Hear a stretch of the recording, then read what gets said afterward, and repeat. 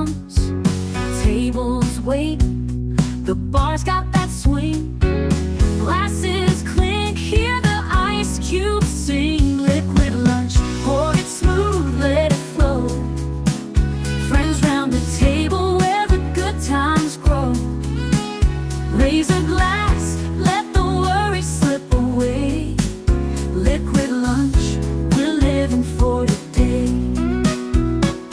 There's Troy laughing with his gin and a grin, telling stories about where he's been.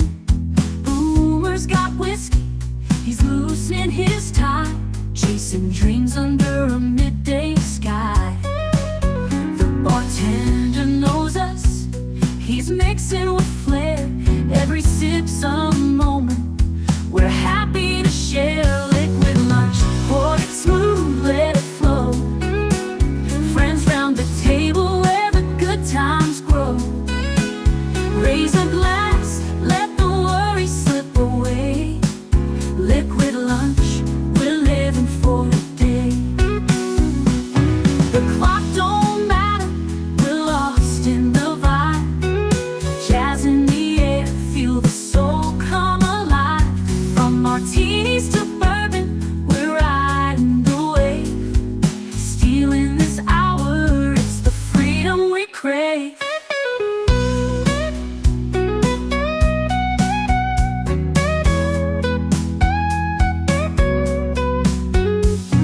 Sun's still shining, but we're in our zone. This bar's our shelter, our temporary home. One more round before the world calls us back. Savor the moment, keep the blues in the rack. We'll laugh and we'll toast till the afternoon fades. Memories made in these liquid escapades. Liquid lunch, pour it smooth, let it flow. Friends round the table where the good times grow.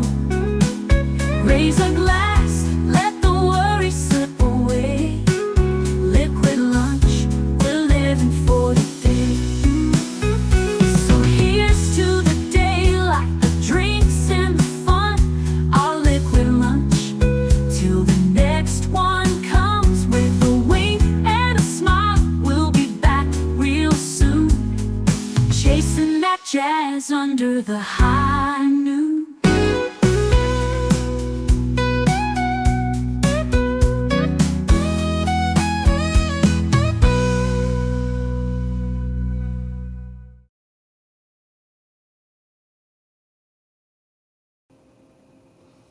Salute and welcome. Good to see all of you. So glad you're all here.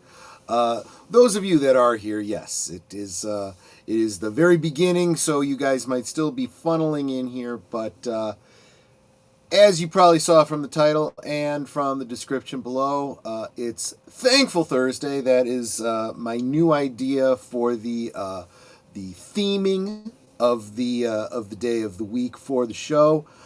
Lots to be thankful for, and just a little spoiler for all of you, I'm thankful for all of you. Let me start by saying it directly to each one of you, starting with Lynn Green, who says, wait, you're doing Last Call tonight during Netter Stream? No, that was a mistake. Thank you for pointing it out, Lynn. I will fix that right after this stream. It's tomorrow, regular time. Just got the day wrong.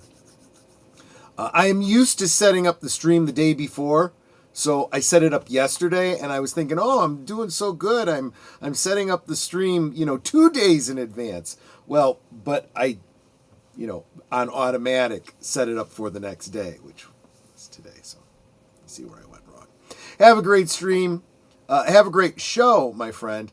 I am sure many thanks for the diversions. I am sure many thank you for the diversion of a gloomy day. Keep it up. Well, thank you so much for that thought. I hope that's what Liquid Lunch does in the middle of your day, kind of gives you a little boost. And I realize, and this is part of why I chose the theme that I did.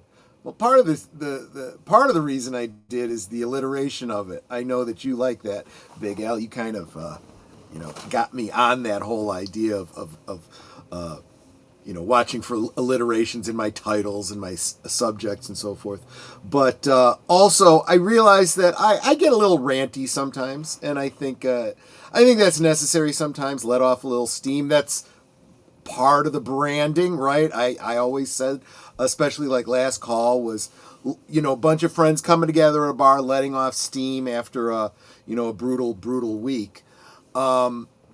And I thought, yeah, I do that sometimes, in the middle of the day with liquid lunch. But I think we should make it a little bit lighter, right? It's noontime. It's a bright sunlight outside, and let's look for things to be thankful for. And I'm glad you're here today, Big Al, because I'm going to be talking about somebody that I know is a particular favorite of yours, someone that you're probably thankful for. Let's see. Enigma Severus, welcome, by the way, Enigma. Yay! I'm assuming that's just a general yay. You're in a good mood today. Good to see you here. If it makes you feel better, I originally scheduled my DeviantArt posts on Thursdays. Then, after they made it harder to post, started on Wednesday. But 3 weeks ago, I posted on Tuesday. There you go. Hail all, smash the like button, and enjoy the show. Yes, thank you so much. Jonathan Conroy. Introduced Ballerina to some friends last night. They loved the movie. You gotta let me know when you see it. I will. It's on my list. But I still have to get caught up on all of the John Wick films. I've only ever seen the first John Wick film. I feel like I need to see all of those before I watch Ballerina. Although some have told me Ballerina stands on its own or dances on her own, however you want to put it. But, completist, if I'm going to do it, I'm going to do it. I still do need to do the same thing with the... what's it called, where everybody dies in a certain order? Final Destination. I got to get all the Final Destination films watched. Netters Network says, hello, love of my life. I did not bring you a drink because you were in the middle of a meeting. Yeah, just got out of her meeting. She says, like, share, subscribe, become a member. Yes, please do all those things. That would be wonderful. Yes, good afternoon, Jonathan Conroy. Good to see you. Troy, I weighed in today. I am 202 pounds. Wow, you weigh less than Superman. Quick trivia question. Canonically, how much does Superman weigh?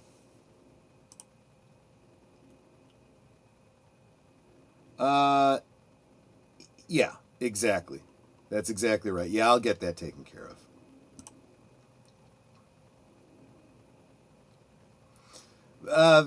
That looks like what happens in StreamYard when you... Yes, you did. You put in a smiley face. It comes up with this kind of ghost mask face in StreamYard.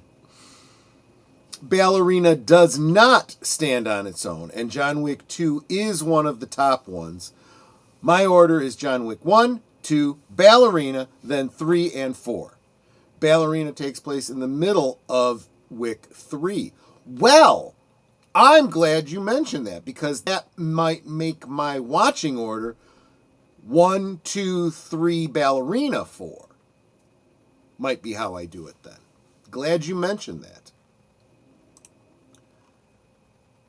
Superman is depicted as weighing 225 to 250 pounds. Yes. Specifically, that was decided. It was never really canon until, the first Superman movie with Christopher Reeve and Margot Kidder, and she's interviewing, and she's asking his vital statistics, and she says, how much do you weigh? He goes, about 225. She says, 225? And he's like, and did a little looking into it, and Christopher Reeve worked out with David Prowse, bodybuilding, to get ready for his role. And he did have a goal of 225 pounds body weight mostly muscle. Muscle weighs more than fat. So someone of the same basic, outline, size, apparent volume is going to weigh more if it's all muscle than if it's all fat. By the same token, you displace more water if you are mostly muscle. So like when you get in a pool, you will sink to the bottom more easily than a heavy person who has natural buoyancy. So there you go. Yes, Netter said. He says 225, and that's how it's reflected in. It was after that point that they started doing the Who's Who in the DC Universe comics that canonically put his weight at 225. Yes, Superman worked out with Darth Vader. That's exactly right. That is exactly right. I'm thankful for my wife and son and all of you. I am also thankful for my wife and all of you. Mech Paul awoke to a couple of bad news items. Yeah, Netter, I'm going to have to fill you in on that later on. Not in a good mood today, but here I are. I endeavored to lift the moods today. I am going to do my best.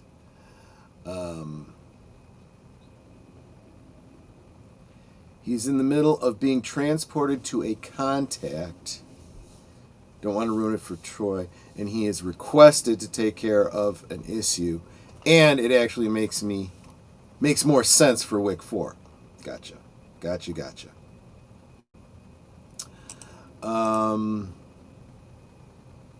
Okay, you guys are talking John Wick. Cool. That's cool. Let me get to the main topic, which isn't really going to take us off what we were just talking about, because it has a little bit to do with movies. It has a little bit to do with YouTubing and all of you guys, and a little cheating that I did on burying the lead on today. I was looking back over my and I do this whenever I set up a stream. I have some of my old thumbnails that I look at, and you've probably noticed I reuse like the Tuesday one, the Wednesday one. I'm trying to, I'll vary them more in the future, but for now, as long as they're still on the same theme and they still apply, I might reuse some thumbnails.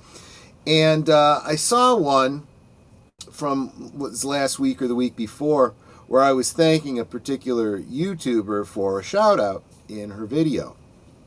And I thought, I think, she has inspired me. She's a more spiritual kind of person, more, touchy-feely type of emotional type, because that's kind of her brand. And very positive, very positive. I especially appreciate how she responds to people in her comment section. There's some people that are just absolutely friggin' toxic. And she responds to them in this very polite, generous to a fault kind of way that I'm not sure I could emulate, but it's definitely an aspiration. Let's put it that way. She has far more grace than I do. Another YouTuber that, and this is a little bit of a divergence, but why not? As long as we're talking about people we're thankful for. And I'm talking specifically about YouTubers that I'm thankful for. The Metatron. The Metatron is an Italian American, and I mean that specifically, not Italian American like someone might say that about me. I'm American, right, of Italian descent. I'm 4 generations removed from Italy, but this guy, he was born in Italy, grew up in Italy, has lived around the world. He's a polyglot. He speaks a lot of languages fluently, and he came to America and got married, and he lives somewhere in the South. I want to say like Georgia or something like that, maybe Texas, somewhere. Anyway, great guy, and he just recently posted on X about another YouTuber that he had been butting heads with over the years.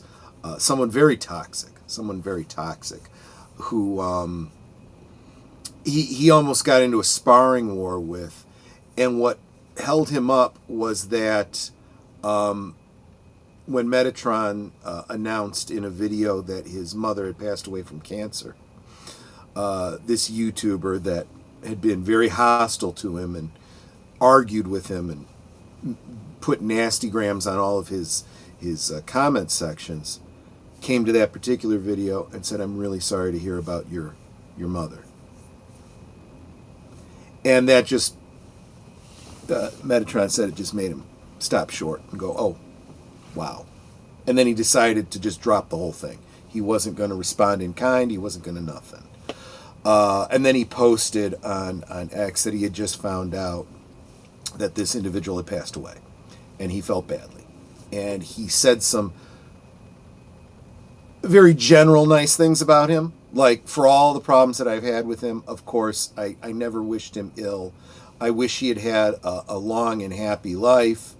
And I hope, as a Christian, that he, reconciled with God, and maybe one day I can see him in heaven and we can shake hands as former enemies become friends in union with God. And I'm like, man, what an incredible spirit.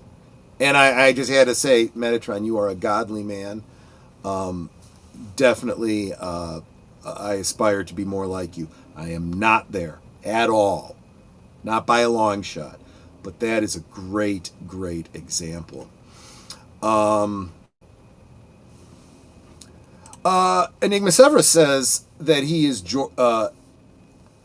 you're from Georgia. Woodstock, baby. Still hunting for my house, hoping taxes drop. Well, don't hope. Be active in that. Reach out to your representatives. Let them know that you're a voter and you will be voting based on that. So,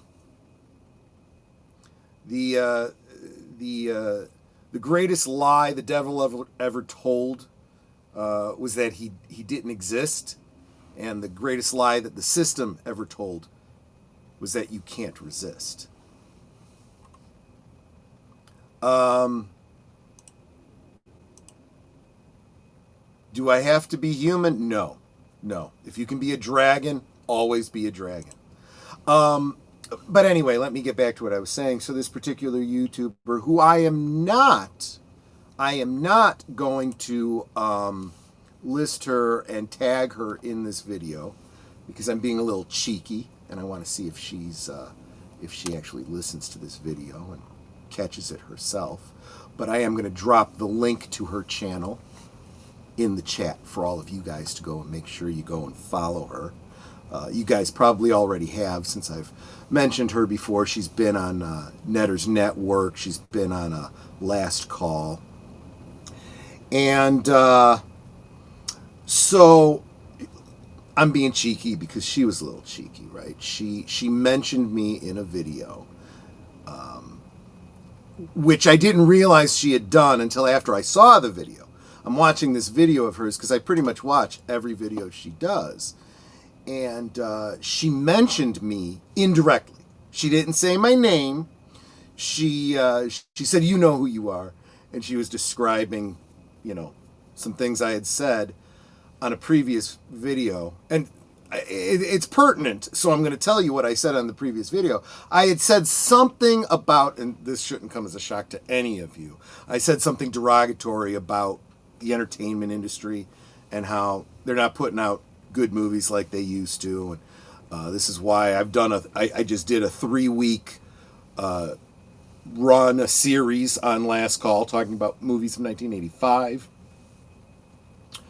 And now, on Friday, I'll be ragging a little bit more on Superman and looking back on the history of Superman and stuff like that. So it's going to be the Superman stream. But she kind of challenged me a little bit. She's like, I saw a movie from last year that I thought was pretty good. And I'd never heard of it before. So she suggested she'd like for me to see this movie called The Gorge. This was a film from 2020. I want to get this right. Oh, no. It's from this year, 2025. I take that back. And when she mentioned who was in it, Miles Teller, at first that name didn't ring a bell with me. I didn't know who that was. So I was like, okay, well, I felt obliged to check out this movie. And I had no idea what I was going into. I knew nothing about this movie. Deleted scenes had been in the chat at the time. So he did give it a recommendation. He said, oh, yeah, that was a good movie. So I felt justified in going and checking it out. Wait, well, let me see what... Welcome, by the way, Nate, Geek Flag. Regular contributor to Geeky Geezers, by the way. I heard from other people who have seen the new Superman movie that Numb and that political bullcrap James Gunn was spouting is actually in the... See, I've heard both. I've heard it is. I've heard it's not. So you, Troy, being cheeky. Yeah. Hollywood needs to learn when they're promoting, let me bring it up, a movie, don't piss off any sides or playing. I will be talking about that on Friday. Yeah, this whole idea of being divisive and dividing your fan base makes no sense. Thankful for friends like Troy and Netter, the YouTubers I've gotten to know, my wife Julie, and that she's okay after her procedure. Good. I was going to ask you for a follow-up on that second procedure. And thankful for fiber. Yeah, the older you get, the more that you think fiber is a good thing. I start taking in as much fiber as if I were to eat a ball of raw twine. You mean Superman is an immigrant and he should be declared a citizen? And the illogical argument comparing our modern... Okay, so first off, what I'm understanding is there actually isn't even a discussion or plot point related to this whole immigration thing. This is all outside people bringing up the whole Superman immigrant thing, which they do all the time. I may touch on that on Friday and remind people that the circumstances of how Superman comes to Earth have changed over the years, which may or may not impact his immigration status. So, Superman is a refugee who was adopted. When they say immigrant, what they mean a criminal who snuck in illegally. Yeah, and again, even the circumstances of his adoption have been played with in many retcons over the years. The Gorge was good. No, it won't win amazing awards, but if there is a sequel... See, I was thinking about that. I can't imagine there being a sequel. I could see ways that there could be a sequel. There should not be a sequel. I bet they could make it better. Sadly, not sure where the story would go. I can think of where it could go, but it shouldn't go anywhere. It shouldn't. I also hear Gunn depicted the Kents, aka flyover country, as morons. Yes, that's the impression that I got. Technically, he's a Kryptonian. He was Kryptonian trafficked. Welcome, Booger. Welcome. Humans would have an actual ability to prevent him from doing something. Okay. I loved The Gorge. Yes! See, I was getting to that. Anya Taylor-Joy. And Big Al, I after seeing this movie, I kind of got where you're coming from on Anya Taylor-Joy. There's a scene where she's wearing like a midriff type shirt and she's got that really tight, core. And I'm like, okay, I kind of see it. But, at the same time, I'm sorry, that whole orbital hypertellerism, that whole look that everyone seems to be really into in Hollywood these days, I don't dig. I'm seeing it a little too often. I see it in Anya Taylor-Joy. I see it in Halle Bailey. Yes, it's moderately novel, but it's birth defect. and it looks kind of weird, and I don't care for it. It's a little bit off-putting. But again, that's a preference thing. And since we're talking, relative attractiveness levels, hi, Troy. Welcome, Straley. Haven't seen you in a long time. Good to see you, my friend. Clark Kent, always a simp. You mean like a simp for Lois Lane type of simp? I mean, yeah, I could see that. The Gorge was great. I think it can stick as a standalone. It's gotta be left as standalone. I think a lot more movies need to be standalone. I think I was listening to some Superman commentary on one of the channels today, and in a more general sense, they were talking about how everyone always wants to bring up superhero fatigue. And they're like, yes, maybe superhero fatigue, but there's also, franchise fatigue. People are getting sick and tired of constantly doing sequel after sequel, remake after remake, reboot after reboot. They want something new. Which brings me back to the Gorge, right? It was everything I said I wanted. Right? It's not a sequel. It's not a prequel. It's not related to any franchise. It stands completely on its own. It doesn't need a sequel. I kind of don't want it to have a sequel. I want it to be like all the other standalone single films that ends and you think, what happens to that character after this movie? But the narrative has I don't even want to say what happens with the narrative because I don't want to give anything away on this movie. I literally went into the Gorge, double meaning there. I went into the Gorge completely blind. And when you see the movie, you'll see why that has some additional meaning. I had no idea when she mentioned this movie and suggested it and said she would like to hear my take on it, she said nothing about even what genre of film it was, whether it was sci-fi, action, adventure, or romance, a drama, a comedy, nothing. So I had no idea going into it. And I watched it last night with Netter. And I think Netter liked it. Some of it was pretty hard to watch, but the overall story was well told. And it was a perfect example of good storytelling that I honestly thought was completely missing. But here's the big but. Best of my understanding, and somebody in the chat correct me if I'm wrong on this, especially those of you that have seen The Gorge, my understanding is this was an Apple exclusive thing. Did this come out in theaters?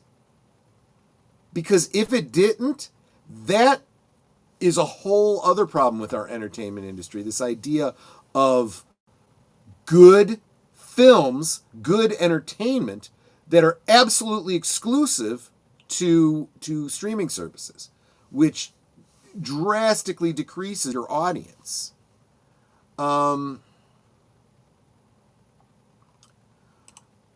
saw that Booger had said, when I hear of Anya, I think Anyanka, the vengeance demon from Angel and Buffy. Yeah, exactly. Hottest of the Scoobies, yes. With her lips as red as rubies and her firm yet supple, tight embrace. See? I was keyed in on that. Bunnies aren't just cute like everybody supposes. Yeah. I love the Buffy musical. I think it was just the right amount of not taking itself seriously and actually done very well. I think everything else that's ever tried to do a musical episode has cocked it up. But the Buffy musical was perfect. My issue with The Gorge, from a female practical view, here we go. She was going to be in isolation, yet she was wearing makeup throughout the whole thing. You're gonna tell me she wasted space in her bag with years worth of makeup? No, no, no, no. You're looking at it all wrong. You're supposed to believe that that's just how she looks naturally, without makeup. You know, that's that's true. My mother used to say the same thing in everything she ever watched. Oh, seriously. She wakes up in the morning and her makeup is perfect and her hair is perfect. Yeah, I believe that. You know? Yeah, that does have a tendency to take you out of it. Anya Taylor-Joy's face looks like real-life anime. Yeah, and there's a reason that anime is stylized the way it is, right? That the neoteny, right? That overly large eyes, you know, kind of look that humans tend to imprint on because, you know, this is, you know, it has to do with how we bond with other people and how we relate to them. When we see babies and children, they have bigger heads, proportionately speaking, larger eyes, and you go, "Aw," and your first instinct is to take care of them and protect them. If you're a normal human being, that is, and not a monster. But when you see it in an adult like this, you have the wide orbital set eyes, but not the size of the eyes, because your eyes don't tend to grow over time. So it's a little off-putting. It's like an uncanny valley kind of a thing to it.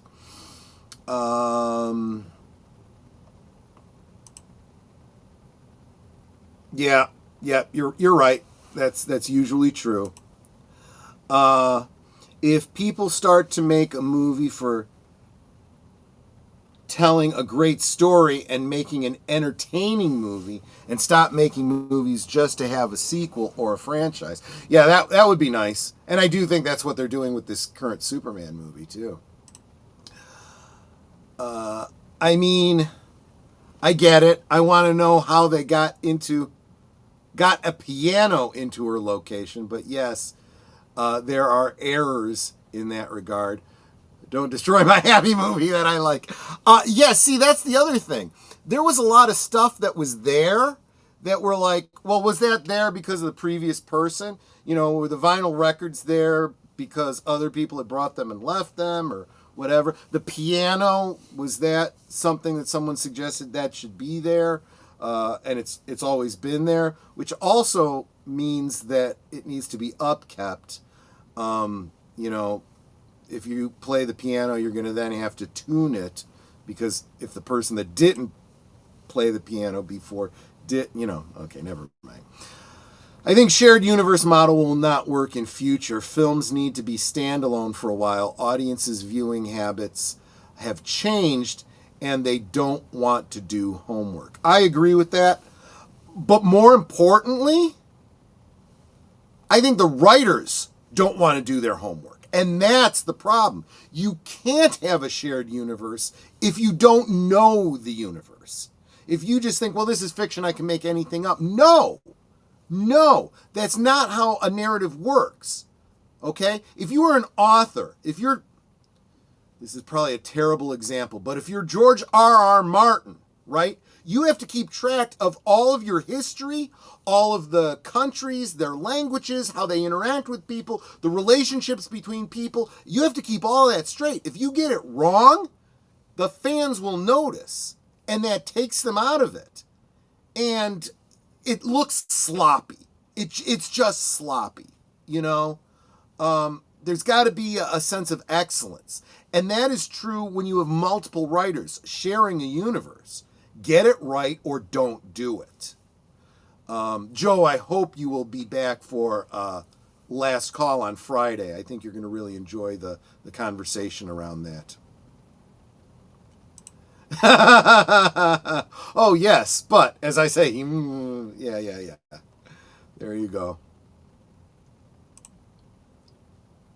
It was just Apple. Yeah. So this was a feature film that they could have received cinema revenue for and didn't. They just plopped it onto to Apple, where only the people that subscribe to Apple and people who know how to obtain it otherwise can watch it, right? So I recommend it to you, and unless I do a watch party of it, you know, only those of you that have Apple TV can see this movie that I'm talking about. Yeah, there's no longer a theater experience. That's true. They've kind of shot that down. My drink is low, so I need to take a moment for station identification so I can fill my drink. I'll be back in under 3 minutes. You are watching Liquid Lunch, streaming every weekday at noon Central, 1 p.m. Eastern. Let's sip together. This Thursday night, Netter sits down with film analyst and writer Albert Lanier. You'll get to know him, hear about his long history in the industry, and of course, subscribe to his YouTube channel. It's Netter's Network, this Thursday night at 9 Central, 10 Eastern.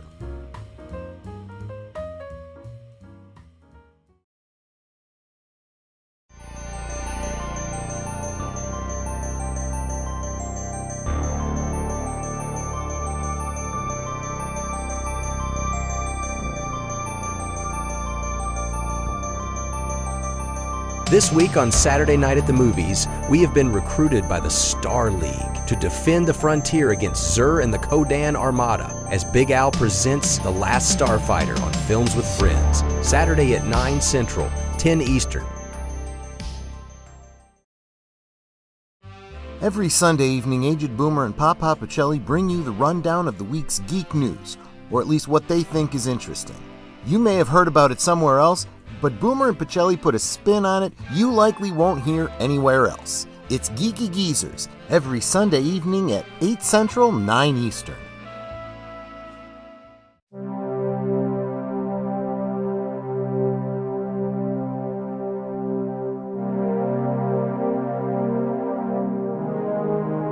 This week on Live from Sparkwood and 21, an actress begins to adopt the persona of her character in a film as her world becomes nightmarish and surreal. Join us as we watch the first half of David Lynch's Inland Empire this Tuesday at 7:30 Central, 8:30 Eastern on Deleted Scenes and Affiliates.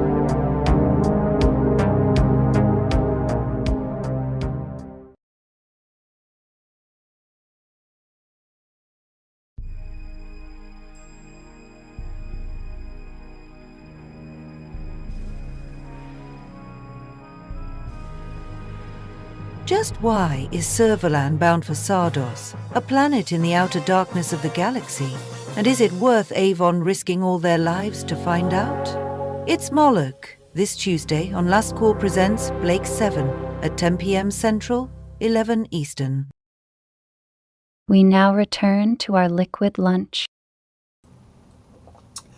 Lynn Green says best way to do shared universe is to make casual reference to the other characters and stories where it fits in the current story. I agree 100%, because when you start locking yourself in with details, you do run the risk of doing something wrong.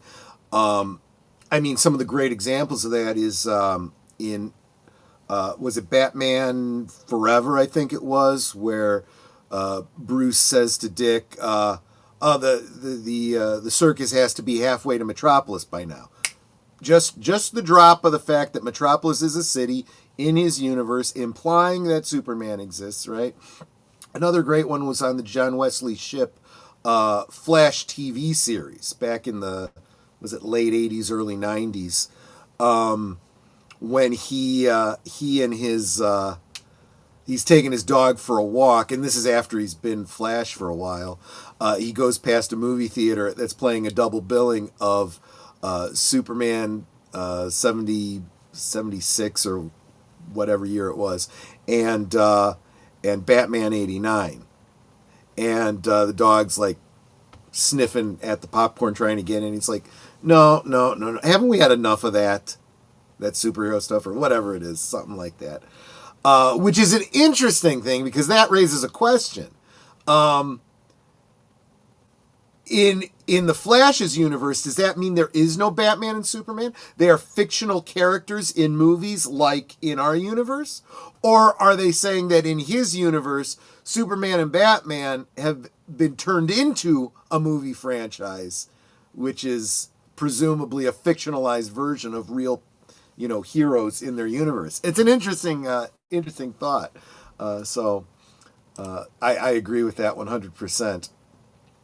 And what is it with all the carrots? What do they need such good eyesight for anyway? Bunnies. Bunnies, it must be bunnies. I won't finish that line. He had books, she had vinyl, and a legit piano, as well as a chessboard, which indicates that previous people watching The Gorge were most likely not dismissed at the end of it.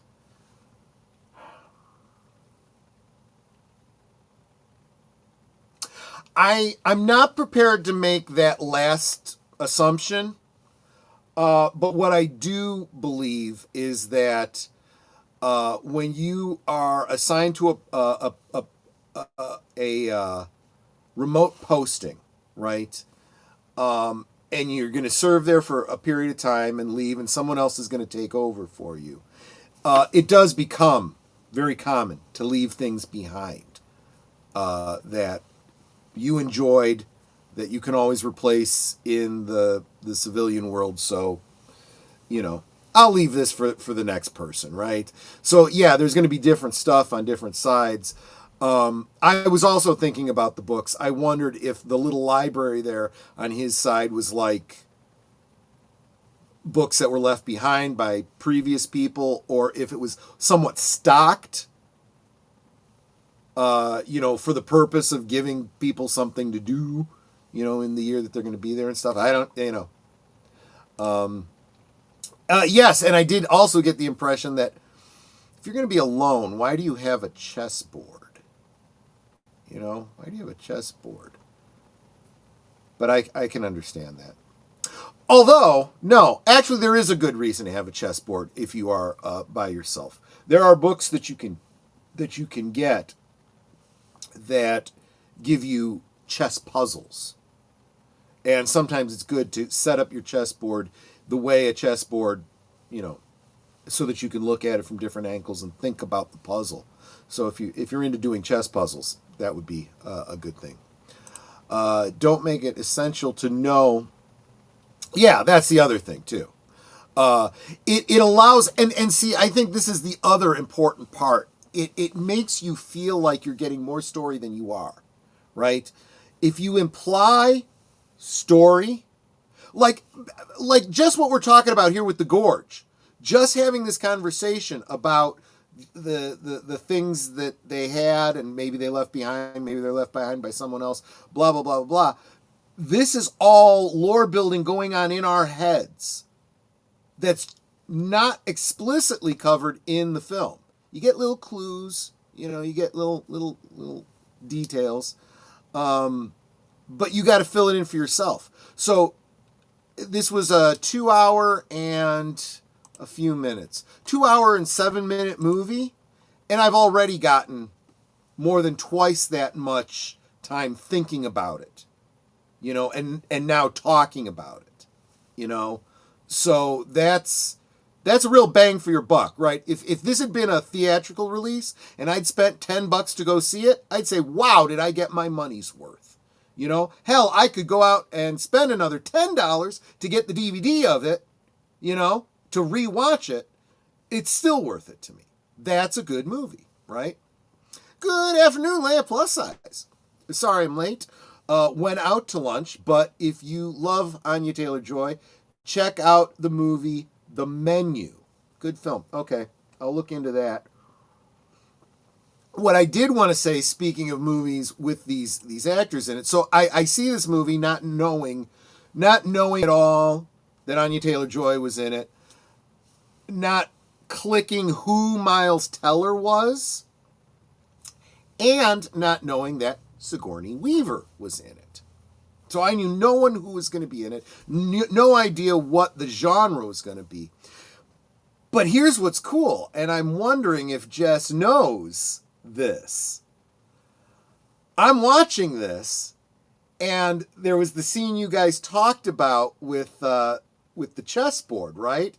And I'm wondering how many people saw this and made the connection that Anya Taylor-Joy was in Queen's Gambit. That's the only other movie that I've seen her in. So I was like, wow, that's cool.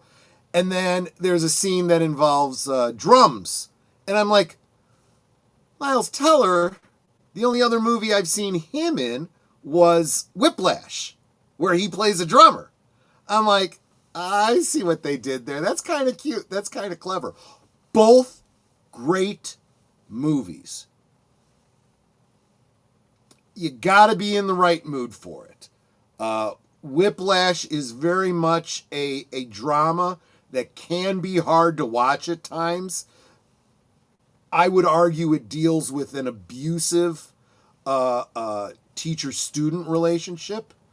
And I don't mean that in the, kind of way. I mean like very harsh, abusive kind of way. Anya Taylor-Joy, if you like chess, great movie. I went into it as a chess enthusiast and really, really loved that movie. So definitely check that one out. Oh, Suzanne, welcome. Dropping the membership emojis. Thank you so much.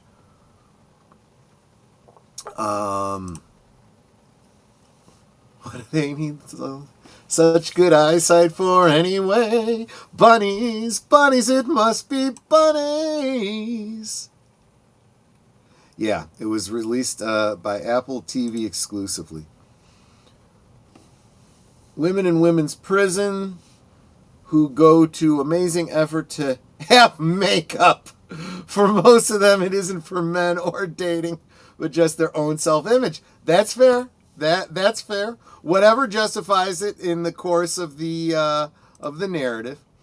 If you are a George Martin, you should just finish the book already. Yes, I knew someone would say that. Thank you, Booger. Let's see if I can recall my example. Iron Man gets in a fight and smashes a building. Fantastic Four sees it happen on the news. Spidey swings past the rubble. Yeah, that's pretty cool. And that allows the fans to, you don't have to have seen all three movies, right? But they could, and then they go, oh, like that Leonardo DiCaprio, and you could almost even do a fan edit of the three films together to like splice the scenes together if you want, but you don't have to. It's just something fun, Predator, always my favorite go-to film. Yep. ussarn, you are very correct about that. I have worked with women in the prison reform, and that is exactly what they say. Yep. Cap puts together a team, but Tony has his own problems. Then in the next team up, someone calls it out, and he's like, yeah, it was a thing. Yeah, exactly. Because you got to think about, and look, as a writer, you have to do this. Think about your own life. Think about real interactions with real people, right? I was just thinking about this the other day.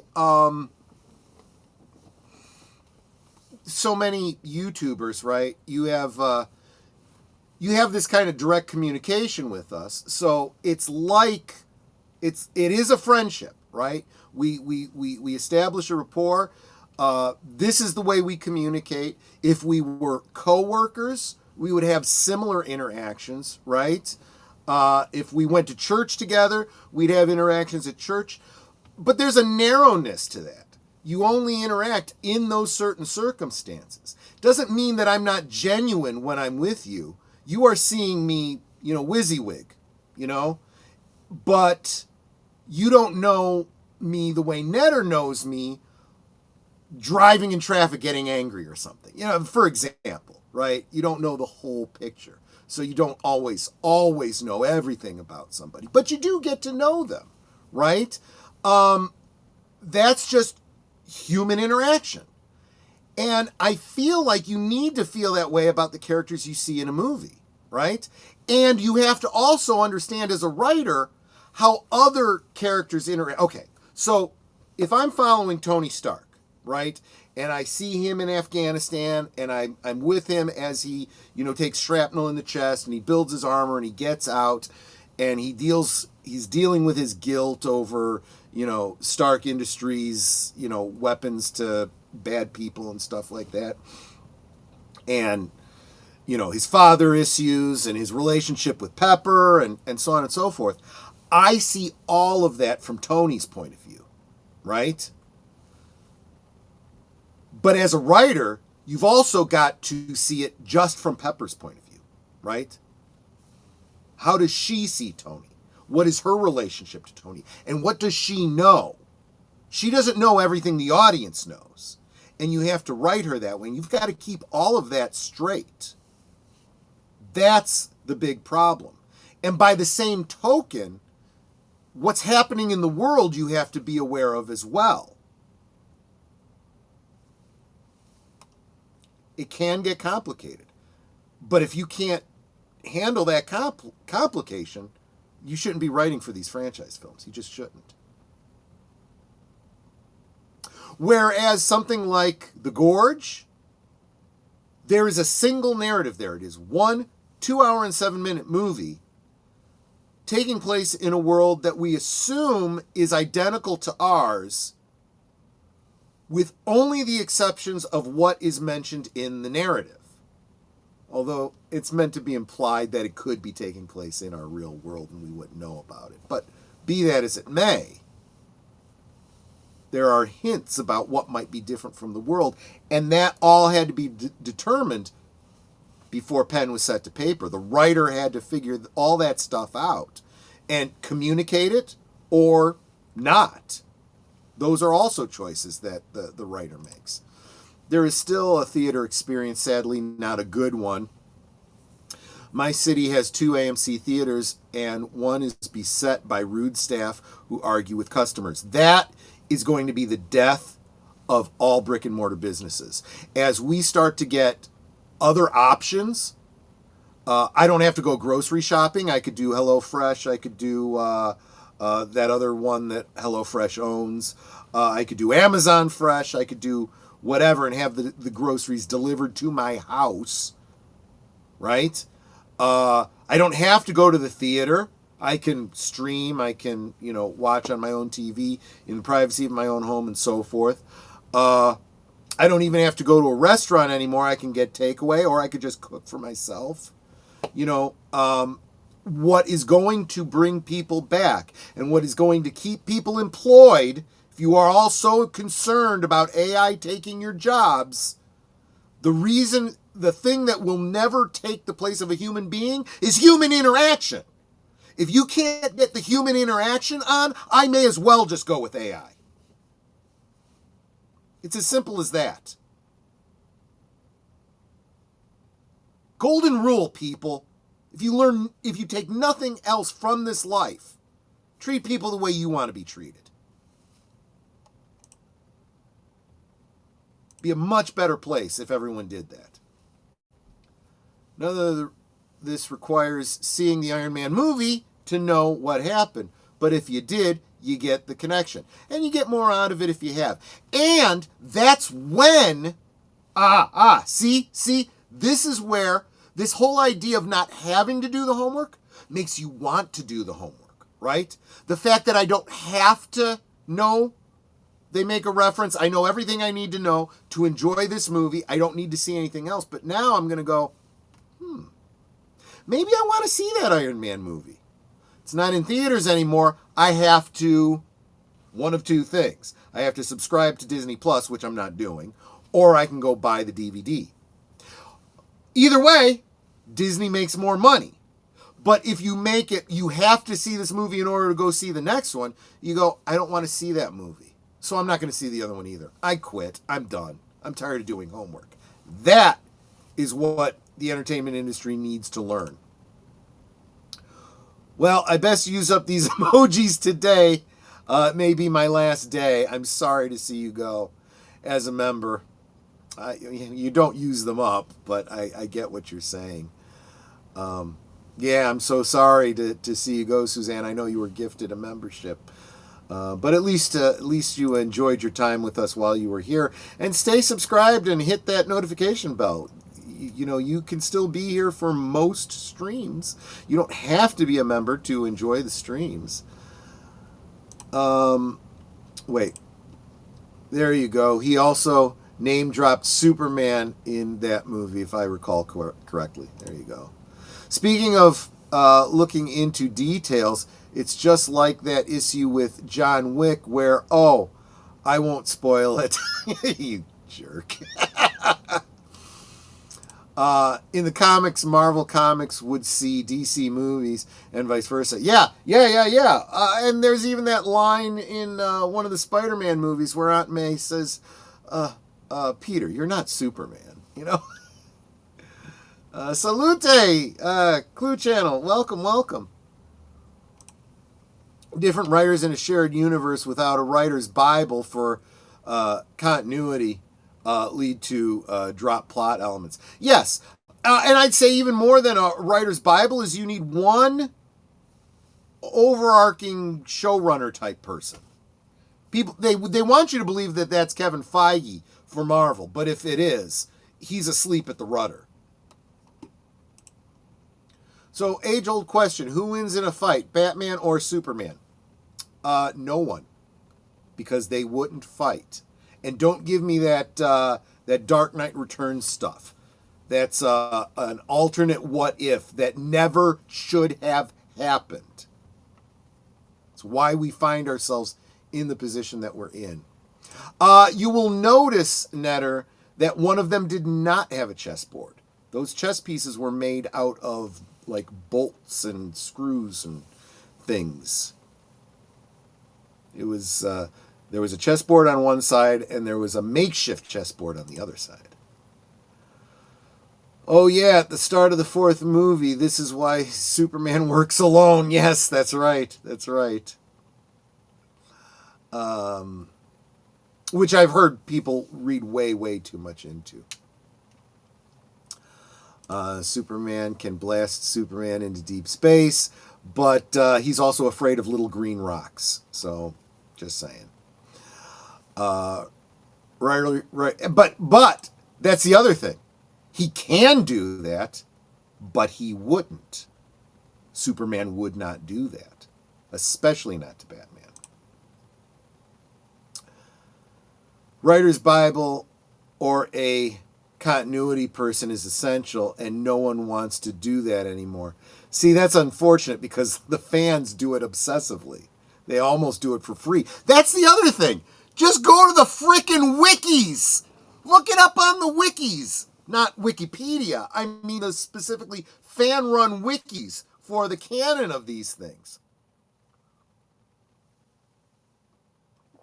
Hey, Sarge. Good to see ya. Hello. I want to get through these real quick because I do need to start wrapping up. Before the invention of the internet, my late brother Junior used to play chess over the phone with an old army buddy who lived in New York. And you need to have a separate board, or you have to be incredibly good at picturing it, and you're going to make mistakes if you do that, unless you have like an eidetic memory. What do you mean I can't have Superman slaughter an entire country in my Batman movie? You're stifling my creativity. Well, and see, this is where Warner Brothers and whatnot has to say that, yes, that's exactly right, because it's not your property. If you can't write a story within these guidelines, don't work for us. Bye. It's really that simple.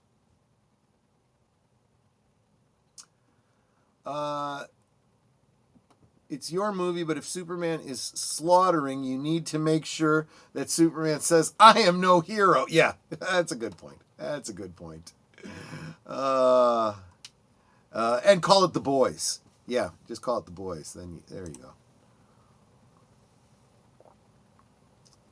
That was an example of writers, directors who hate writers' Bibles at continuity. Yeah, exactly. I'm going to breeze through these kind of real quick.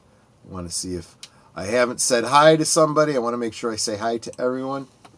Always remember that life is only 10% what happens to you and 90% what you choose to do about it. Oh, I like that. I like that.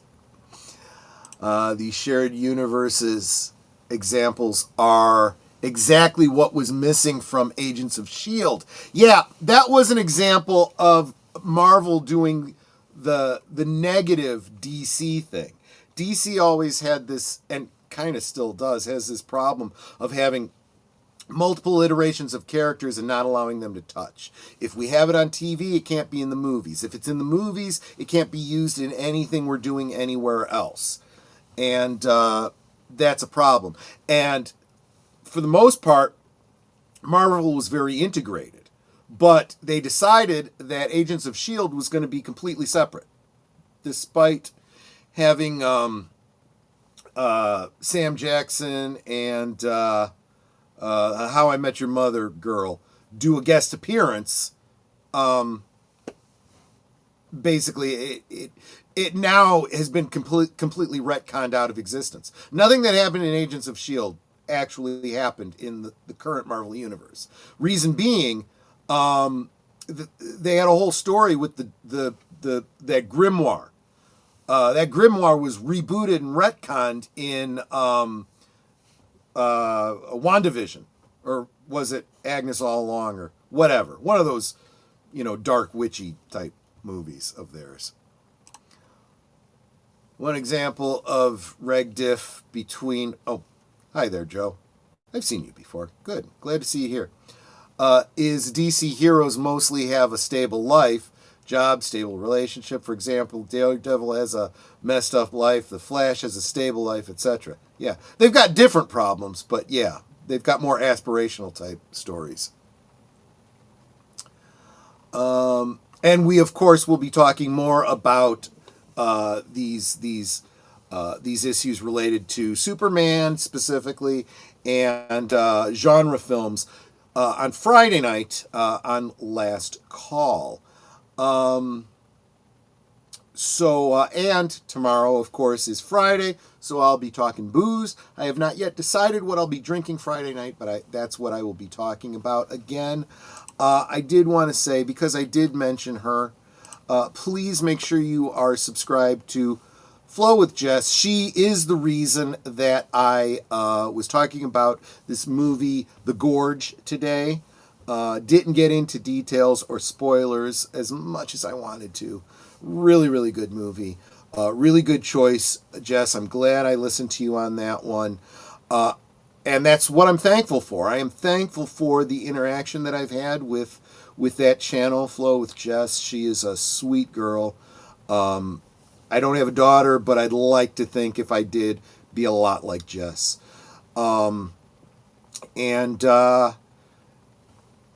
Thankful for not only the old movies that I love that they can't take away from me, but suggestions like this of new movies that are still doing it right.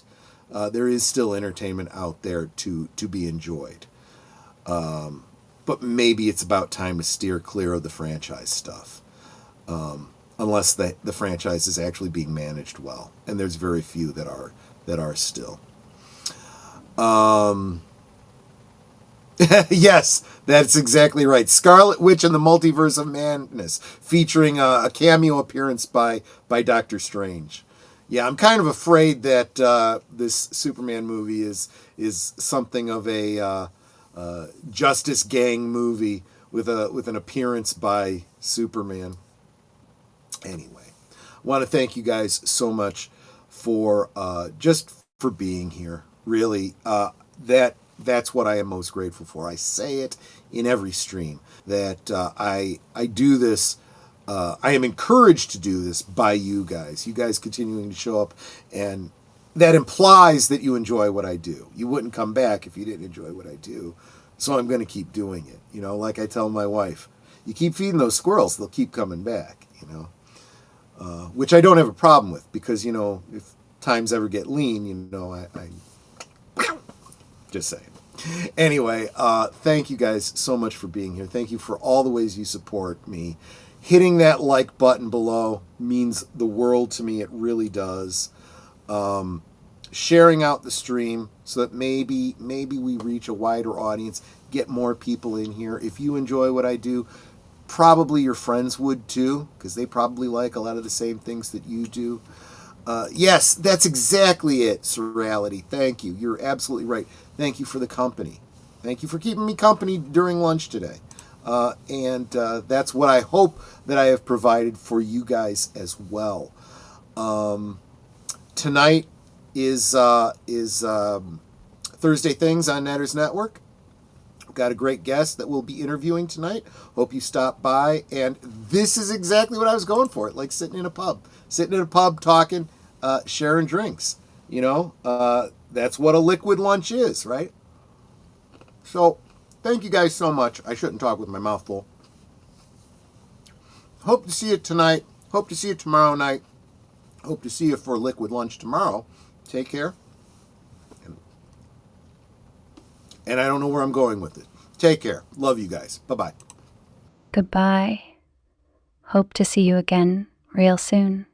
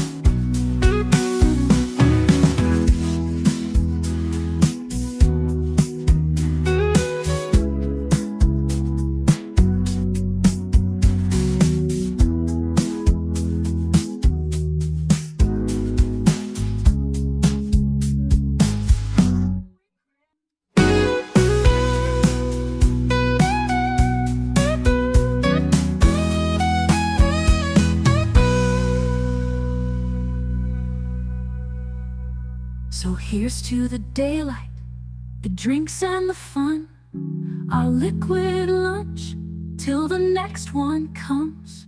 With a wink and a smile, we'll be back real soon, chasing that jazz under the high